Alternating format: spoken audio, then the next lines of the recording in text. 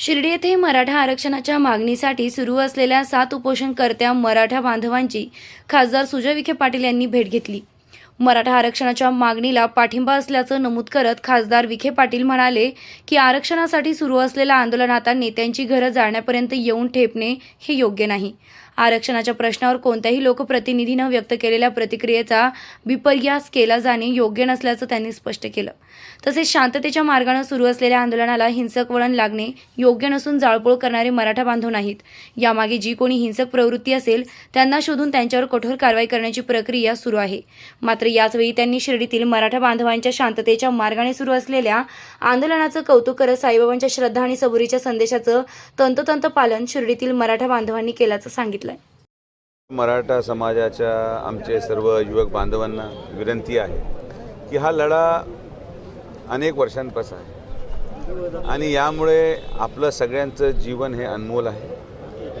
आपण सगळ्यांनी संयमाने घेऊन आपल्या परिवाराचा विचार करत असे मोठे आणि गंभीर पावलं न उचलता जे आमचे समाज बांधव आज शांततेचा मार्ग अवलंबून आंदोलनामध्ये सहभागी झालेले आहेत तशा प्रकारची भूमिका घ्यावी।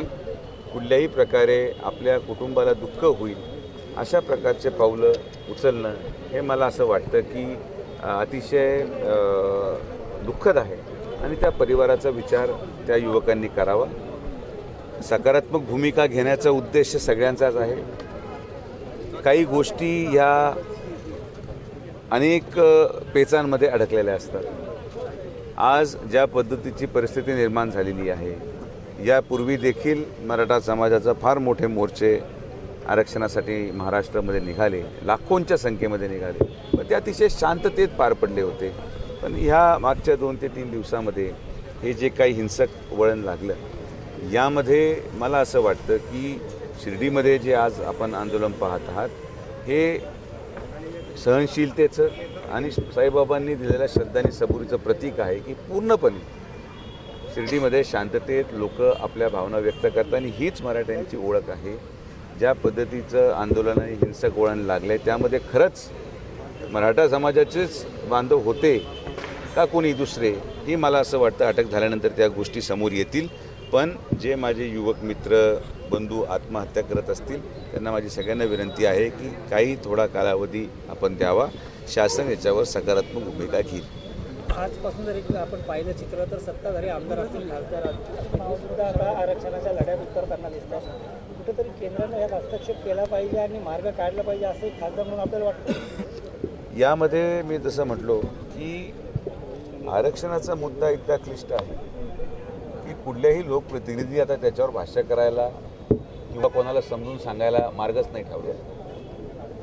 वास्तविकता काय आहे, केंद्र सरकारचं खरंच रोल आहे का आणि केंद्र सरकार खरंच सुप्रीम कोर्टाच्या निर्णयाच्या पलीकडे जाऊन निर्णय घेऊ शकतं का, असे सगळे प्रश्नांचं उत्तर लोकप्रतिनिधींनी जरी द्यायला गेलं तरी त्याचा निषेध हा व्यक्त केला जाईल आणि खरं हे वास्तविक पाहता चुकीचं आहे। कारण की खरं काय आणि खरं काय केलं जाऊ शकतं हीच भूमिका जर मांडायला लोकप्रतिनिधी घाबरायला लागले तर मग यापुढं जनतेला खरं कसं विश्वास आपण पटवणार ही भूमिका असते। पण आज ती प्रक्रिया तशी झालेली आहे की यावर माझी सगळ्यांना विनंती आहे की निदान तुम्ही प्रश्न सोडवण्यासाठी मदत करत नसाल तर चुकीची माहिती समाजापर्यंत पोचून त्यांच्या मनामध्ये अजून अधिक वेगळा प्रश्न निर्माण करायचा प्रयत्न काही लोकांकडून होतोय। ते लोकांनी ते करू नये। हा प्रश्न खरंच कोण सोडू शकतं, हा प्रश्न कुठं अटकलेला आहे यासाठी आज ही सर्वपक्षीय बैठक झाली।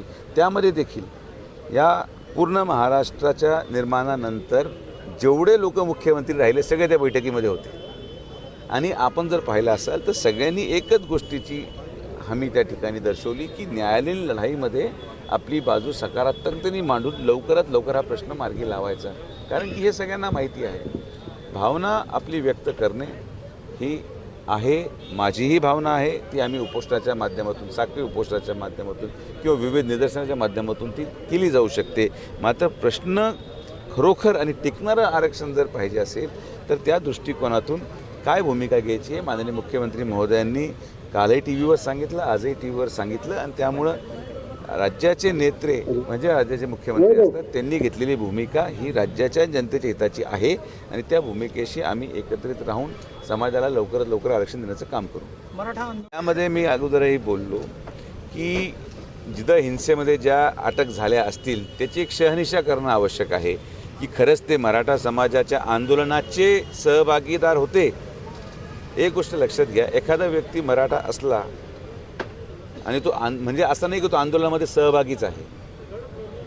प्रत्येक समाजामध्ये काही प्रमाणात समाजकंटक असतात. असं नाही आहे की फक्त मराठा समाजामध्ये, प्रत्येक समाजामध्ये असतात जे कदाचित समाजाचं हित पाहू शकत नाहीत. आणि म्हणून आपण जर आरोपी पाहिलात तर आरोपी जेव्हा 302 307 होतो तर हा समाज पाहून होत नाही, जात पाहून होत नाही. तशीच परिस्थिती आज आहे की हे समाज, ठराविक समाजकंटक हे कुठलेही आंदोलन असलं तरी हे जाळपोळ करत असतील. तर याची पण शहानिशा होणं आवश्यक आहे की हे जुने क्रिमिनल आहेत का हे खरंच नव्याने आज भावनेचं उद्रेक होऊन हिंसा झाली आहे. याची शहानिशा मला वाटतं पुढच्या 2 दिवसामध्ये होईल. प्रतिनिधी प्रशांत अग्रवालसह सुवर्णा ताकटे, साई न्यूज शिर्डी.